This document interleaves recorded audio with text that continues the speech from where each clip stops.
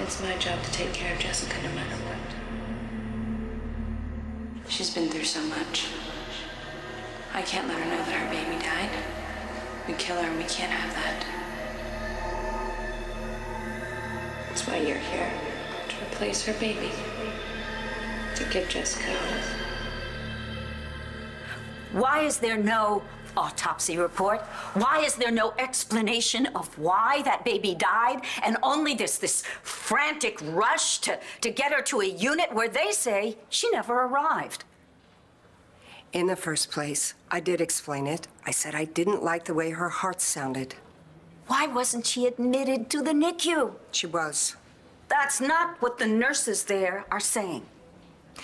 Well, it was an emergency, so maybe they didn't stop to do the paperwork and now they're covering. Or maybe you were being as rude to them as you're being to me now. Maybe you were talking down to them and they just wanted you to go away. And is that what you want, Doctor? For me to just go away before I find out what the real cause of death for that poor baby was? What did Dad do to Cole's mom? Your father has been keeping Marty at his house for months. What? He told her enough truth about herself to get her to trust him, but he also filled her head with a bunch of lies, and he didn't tell her what he had done to her, and he didn't tell her that she had a son. Why would he do something like that? Was it to get back at Cole?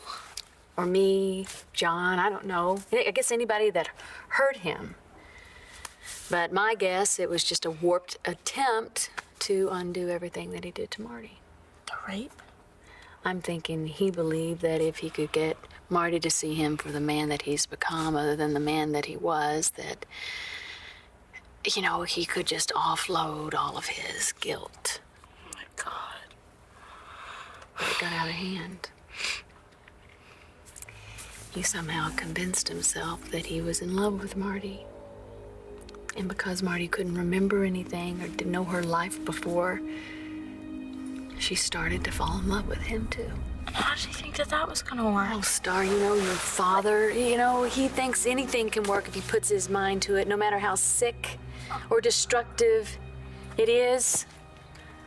If John hadn't have stopped him, I'm pretty sure that your father and Marty would be long gone from Landview by now. And to think that if John McBain hadn't found me, you and I and Starr's baby would be on our way to that house in New Mexico. Living out our fake lives under deceitful, disgusting circumstances for God knows how long. No. Are you trying to tell me you weren't going to steal Starr's baby? Baby's dead.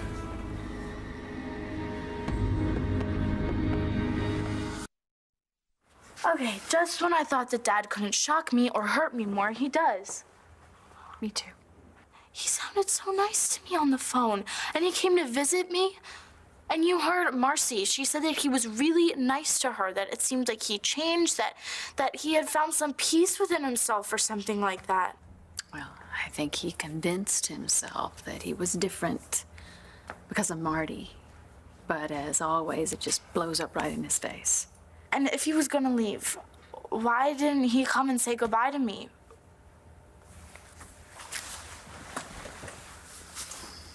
Okay, I was afraid of that. You're going to tell me the real reason why he came to visit me. Well, your dad had a different plan, sweetheart. Just like your father, you know, there's always something in it for him. Is this another one of your sick, cruel lies? No, it's true. Cole told me. Baby died last night. They don't know why. Cole didn't say anything. He probably just found out you were alive and he didn't want to lay it on you. My God. It's my fault. Baby died because of me. Natalie. You can't do this alone. I will help you through this. I'll be okay. No matter what you feel about me. Jess? Natalie, I do need something from you.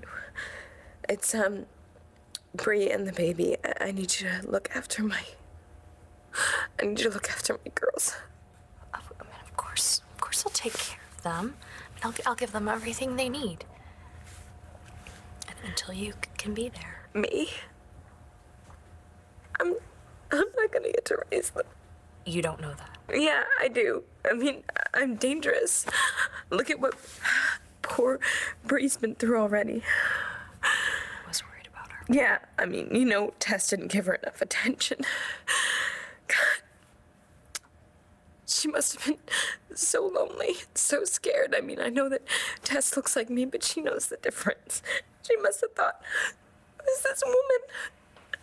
Who's this woman that's pretending to be my mommy, and where's my dad?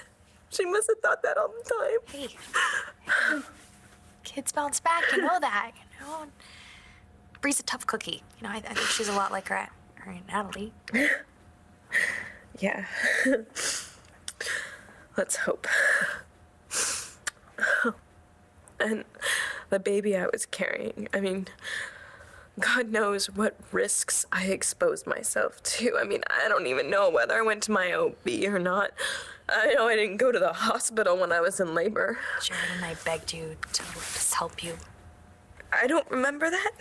I don't even remember giving birth. Tess, I know you're anxious about the baby, but everything's fine now. Now, there was a little problem at first, but I took care of it. What little problem? All you need to know is the baby is fine, the situation has been righted, and everything's in place again. No, nothing's in place. I gave birth to the baby and she wasn't crying, and Jessica came out before I made sure she was okay. Well, doesn't that tell you something? If Jessica was able to come out and the baby's healthy, then there was no need for you anymore. Cal, there wasn't. I gave birth to that baby. She's mine. I'm her mother. No, that would be Jessica. I delivered that baby. She's mine. And if you don't let me out of here to make sure she's okay, you can kiss Jessica goodbye. Look, Wes, I'm not pressing charges against Brody. The DA's office is doing that with or without me. But you and I both know, I mean, it'd be a lot tougher for them without you. I mean, Brody needs help, not jail time. But Wes, he could have killed Rex. Okay, think about Shane for a minute. It's been hard enough for him to see Brody like he is. If Brody were to go to prison, that would hurt Shane even more. And that's the last thing we want. Okay, yeah, you're right. Shane's been hurt enough. Then, will you go to bat for Brody? I mean, can't you talk to someone? I'll do what I can, Wes, but I can't promise anything. I know that. But at least you're giving Brody a fighting chance. Thank you. Shane would never forgive me if I went after Brody.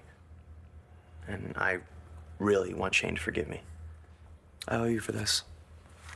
I owe you both. It's true that I have tried to play God with so many people's lives over the years. Yours, my daughters, your sons. Apparently God has decided to show me what he thought of that. But what you don't understand is that I thought I was doing the right thing. I never meant to hurt anyone.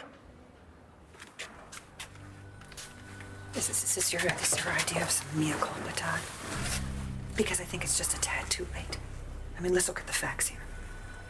You did everything humanly possible to demean this woman and made maniacal plans that would have shattered the lives of several other people, including the life of your own daughter. And now you think your contrition should carry some weight? And you have the gall to put this on God when it belongs squarely on your own two shoulders. Well, God had nothing to do with this, Todd. This, it's all you. You did it all.